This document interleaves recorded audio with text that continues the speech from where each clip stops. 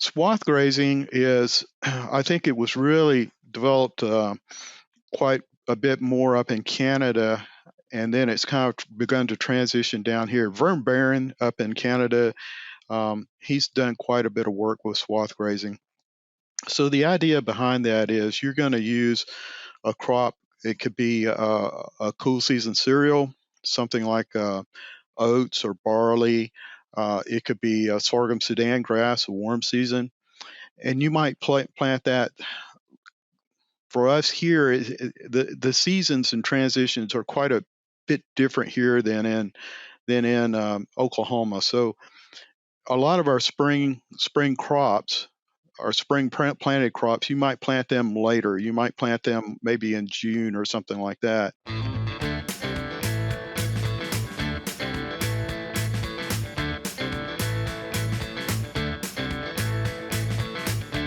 Welcome to the Crop Science Podcast Show brought to you by Wyzenetics. I am Brian Arnell and I'm coming to you from the campus of Oklahoma State University. Today, excited to have on Dr. James Rogers. James is a Forage Crops Production Extension Specialist and Interim Assistant Director of North Central Research Extension Center at North Dakota State University. Dr. Rogers is a native of South Carolina, where he grew up on a cattle and row crop farm, later earning his BS, MS, and PhD from Clemson University. Before joining NDSU in 2022, he worked with the Noble Research Institute, University of Missouri Extension, and Clemson University. His works have focused on forage systems, grazing management, soil health, and plant-animal interactions. Again, excited to have on Dr. Rogers as we actually go back several years in collaborative work when he was at Noble Research. James, thanks for joining us today. Thank you very much, Brian. It's good to be here. So, like always, give us a little bit of a roundup of, how'd you end up at NDSU how'd you just end up in forages coming from a row crop farm? So I grew up in South Carolina, and we had a pretty diversified farm. A lot of history there on that farm. So I think my interest I can tie back into my dad. So my dad, he grew up on the place that I grew up on, and they were cotton farmers. So he came through that. He was a World War II vet, and then when he got back, he developed an interest in cattle, specifically Pole Hereford cattle. I never asked him why he chose that particular breed, but that's what he chose. And over time, he began transitioning their farm from row crops and cotton to forage-based beef cattle production. And he was a pretty progressive guy. So as cotton began to wane in the part of the state that we were in, he was looking for alternatives to cotton, and he was one of the first producers in the county to try soybeans. And he actually won the yield contest. This would have been a long time ago. In the county we grew up in, Anderson County, South Carolina, and he had a yield, I think, of a little over 60 bushels per acre, which is still pretty darn good yields for today. And another thing that he did was he was one of the first producers in the area to bring in Bermuda grass, coastal Bermuda grass. He actually went down to Tifton, Georgia, and brought sprigs back to his place and established sprigs. Now, this created a bit of a conflict because his dad was a true blue cotton producer, so he hated to see some of that cotton ground get converted to grass.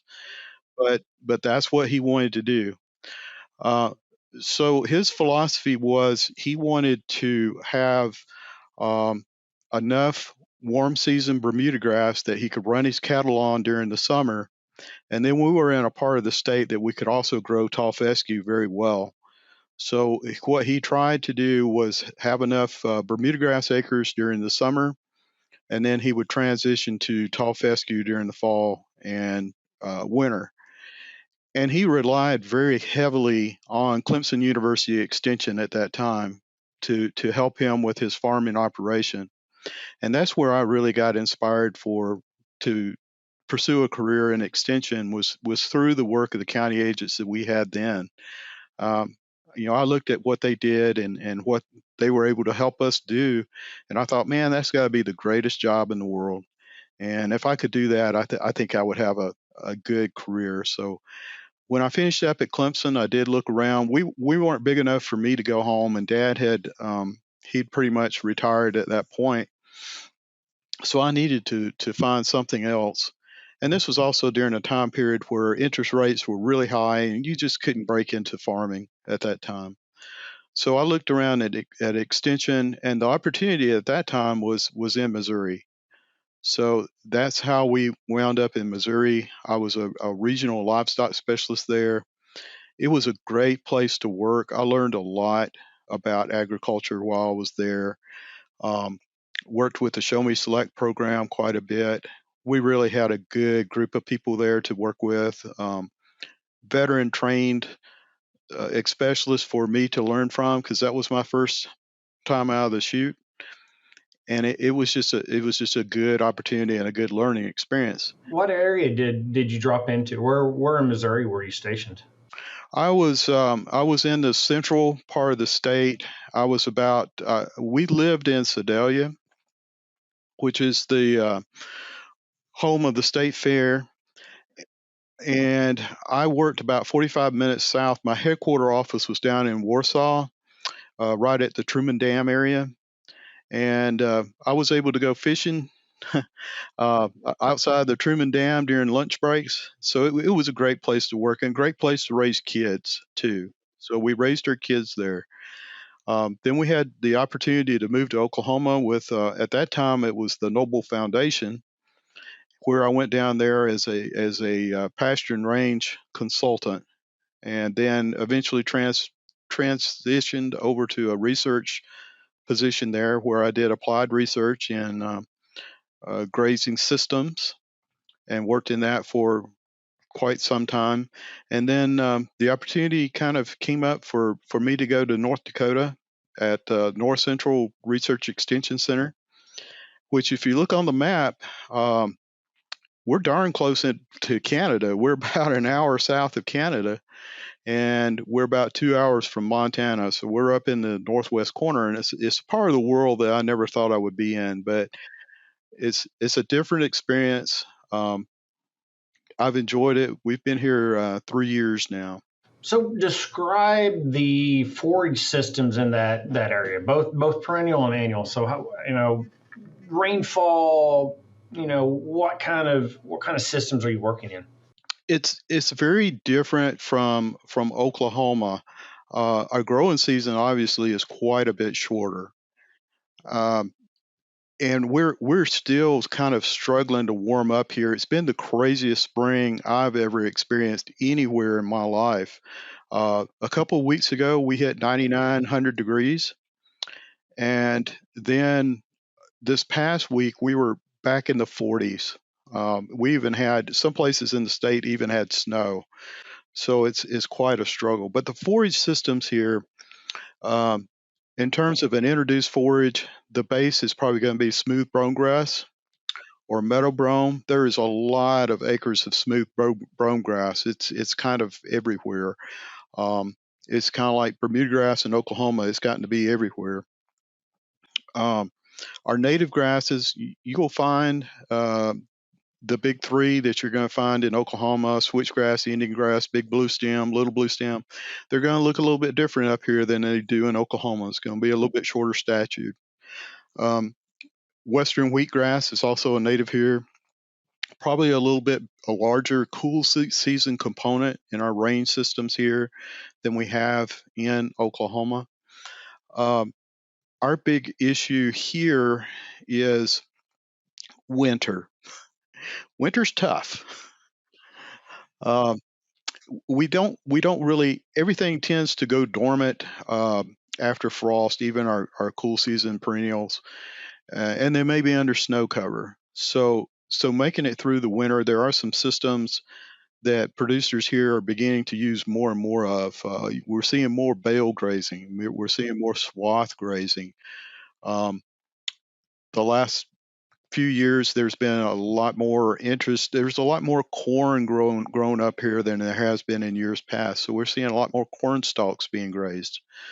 So uh, we miss having something that we can really truly stockpile, like some of the native grasses in Oklahoma. We can certainly stockpile them and graze them. Tall fescue on the eastern part of the state down there, even Bermuda grass, we can stockpile that. So we miss having those opportunities here in North Dakota. Can you touch on what is bale grazing and swath grazing? Swath grazing is, I think it was really developed quite a bit more up in Canada, and then it's kind of begun to transition down here. Vern Barron up in Canada, he's done quite a bit of work with swath grazing. So the idea behind that is you're going to use a crop. It could be a cool season cereal, something like oats or barley. It could be a sorghum Sudan grass, a warm season, and you might plant that. For us here, the seasons and transitions are quite a bit different here than in Oklahoma. So a lot of our spring crops, our spring planted crops, you might plant them later. You might plant them maybe in June or something like that.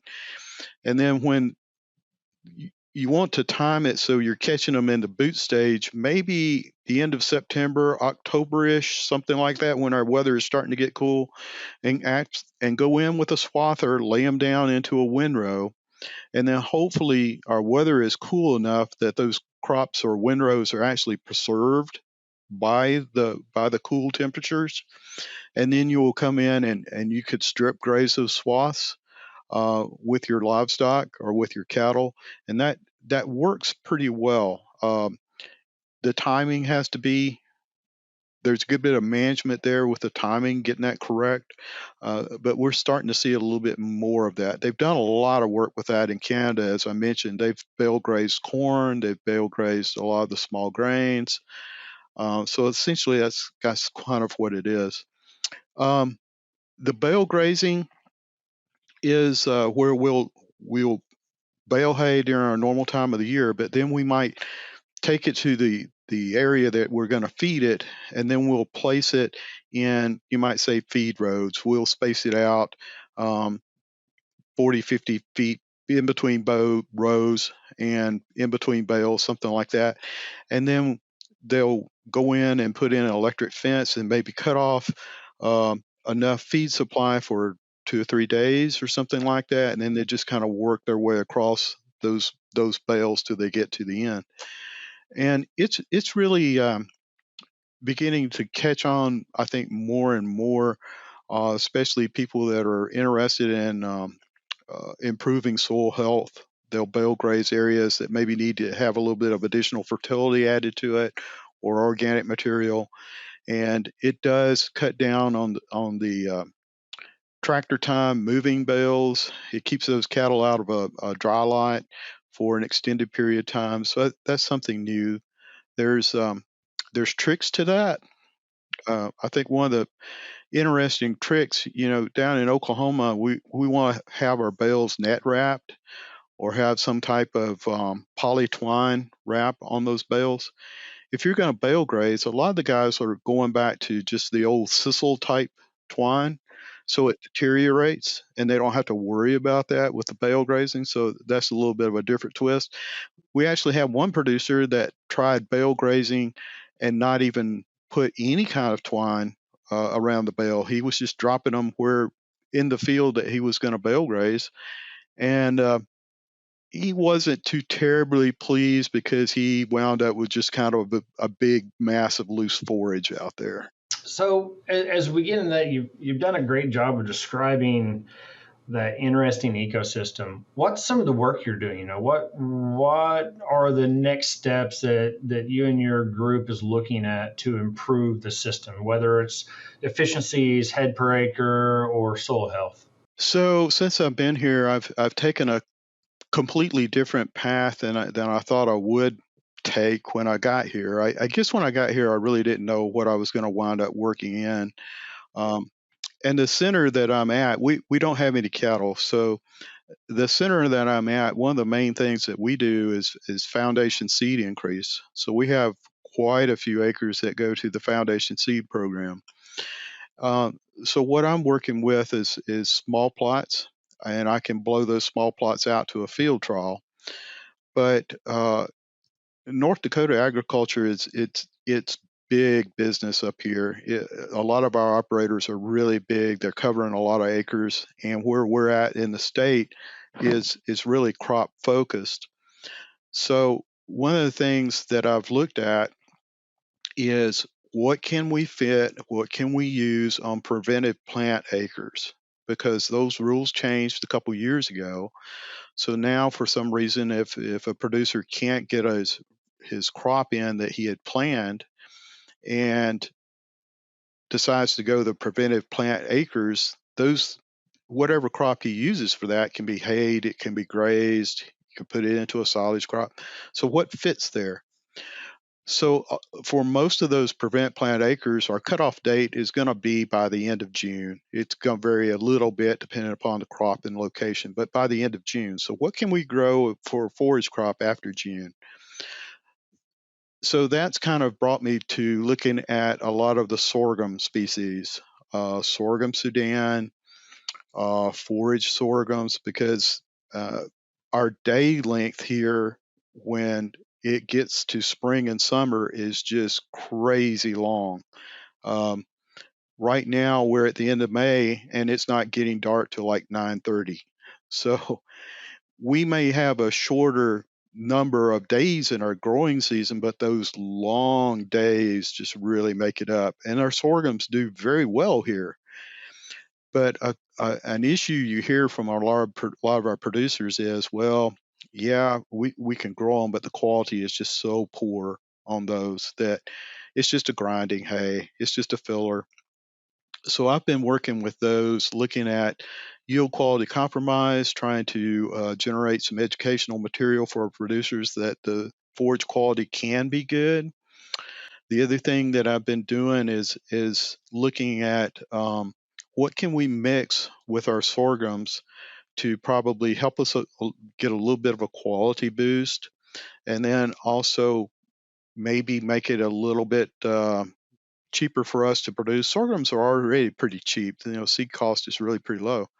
So I was looking for a companion legume crop, and that's tough um, because the sorghums are so big, so aggressive. What can we grow with it? And I hit on forage soybeans. So for the last 3 years, well, this will be the third year that I've worked with the forage soybeans and looking at a mixture of forage soybeans and sorghum Sudan, and then comparing it back to a monoculture of just the sorghum Sudan, kind of a traditional approach there. And I've found that they really work pretty well. I've liked that. They grow well together. The yields between the monoculture and the biculture are very similar. Um, so this year we actually are going to blow that out into a field trial, and we're looking at growing about 10 acres of that. We've got a little bit of funding from our North Dakota Soybean Council to look at, instead of a forage soybean, going with a grain type, see what that looks like. And then to come on top of that, um, getting those forages dried down is an issue. Um, you hear about guys here that the stuff lays in the field 2 3 weeks before they can get it dry. So what can we do about that? So last year we looked at a tedder, bringing a tedder in, and that's a piece of equipment that's pretty well unknown here. That's I've been surprised by how unknown it is in western Oklahoma and just western Great Plains. So we managed to work with that last year, and I collected some dry down data with it, and it looks pretty good. So we're going to repeat that again this year, and we're going to look at everything with that. We're going to look at dry down time. We're going to look at bale temperatures, and we're going to look at cost because it is going to be an extra cost to run across the field with that. So for those that don't know, a tedder is a device that we can use in forage production, which spreads the hay out, spreads the forage out to allow a little bit better airflow and allow it to dry a little bit quicker. And I grew up not far from Missouri in northeast Oklahoma, and it was essential in a lot of that country to run a tedder on our heavier Bermuda grass just to get it dry down. But as you move into arid environments and drier environments, that when it's hot and dry, you don't need a whole lot of help. And so my friends from Western Oklahoma and Western Kansas always get surprised when they go east and see these weird things in the equipment lots. But I guess, James, what I would ask you next is, has there been anything that either surprisingly translated well or poorly from your experience in Oklahoma and Missouri up into North Dakota? Yeah, that's a great question. A lot of the issues are the same. No matter where I've been, a lot of the issues and questions that you get are the same. And one of the things that we, we think and we talk about technologies and precision agriculture, and we never think about a soil test as being a technology, and we never think about a forage test as being a technology. And I know when I was in Oklahoma, getting producers to do forage tests was tough, and in Missouri, it was tough. If you showed them the value of it, uh, they would buy into it. Uh, but a lot of producers, I think they just go by look or the understanding of plant maturity and the effect that it has on dry matter intake, and in turn nutrient intake. Um, there's been a lot of educational opportunities for that in Oklahoma and here in North Dakota as well. And that's something I've worked pretty hard on, especially like on the sorghums. I have data now looking at vegetative all the way to mature, and then you take animal requirements and say, look how well it fits here at vegetative up to boot. Look how poorly it fits here at maturity, and this is what it's going to cost you in terms of supplementation to meet animal requirements if you let it go to maturity, which adds to the cost of your hay. Um, so those things transition well. Um, Something that probably hasn't well in North Dakota or in Oklahoma, we look at cover crops, and you look at the opportunities that we have for cover crop growth in Oklahoma and compare that to North Dakota. And there's so many, just because the season's so much longer, um, the rainfall is so much better in parts of the state, um, that the opportunities to produce and grow and utilize cover crops is so much greater in Oklahoma than it is North Dakota. Excuse me. And if you look at North Dakota and where those cover crops fit, well, they really fit during our growing season.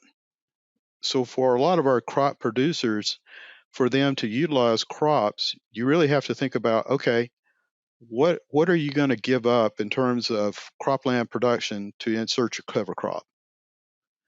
And making that transition. And we have guys up here that are doing that, but it's a process. It's a real process, and there are opportunities for that here.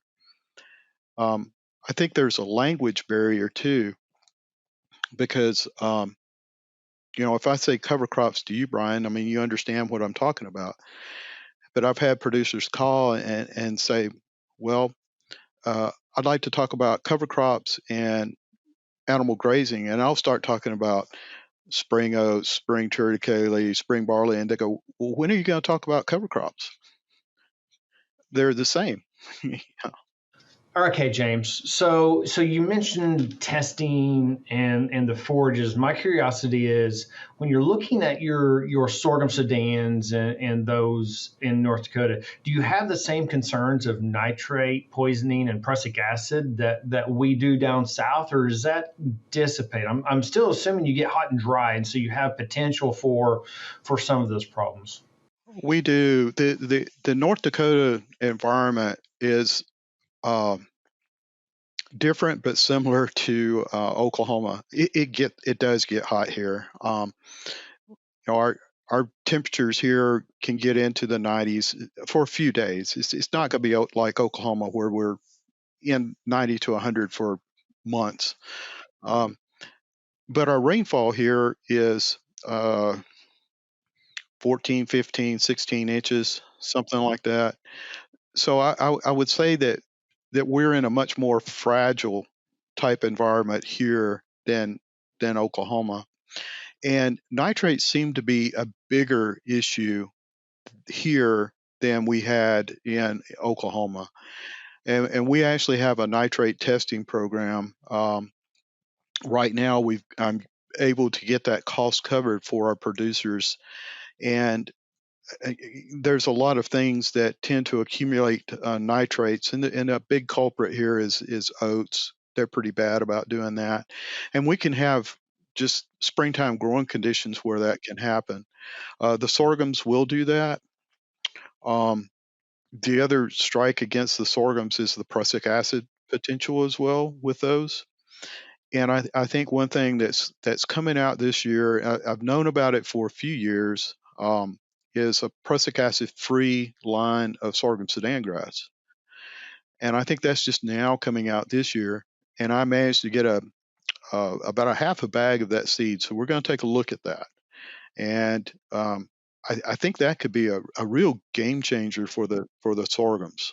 Absolutely. If we could have the production quantity without the prussic acid, that would take a lot of fear out of that production system. We'd still have to worry about the nitrates. Absolutely. It's time for our famous three. Wisenetics turns podcast airtime into brand authority. We don't sell ads, we elevate voices. Curious how far your voice can go to become a reference in the industry and attract more leads? Scan the QR code and discover how we can turn your expertise into unmatched brand authority. Let's transform expertise into influence, starting now. James, I think we can keep going for a long time, but I've got to hit our final three questions and wrap us up because we are on a schedule here. But as you've gone through your career, what's been your go-to work resources? Southern Forages, the book by Don Ball, Hovland, and that group, Gary Lacey, um, has been a go-to for that. Um, I don't recall the name of it. It's over here on my shelf, but I've got a really good range management book that I rely on a lot. And I know when I came to Oklahoma, I got involved with Society for Range Management, and as being a trained agronomist, when you get into that range management, it's a different mindset. And I think being involved with that and looking at total ecosystem management really made me a much better agronomist. Um, so I usually will fall back on range management resources as well as agronomy resources.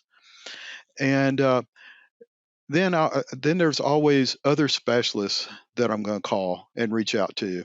So you've been all over the U.S. And in your day. So what do you do for your free time now? I know you probably don't have just chock full of it, but what do you do for fun? I finally settled on to something the last few years because I'm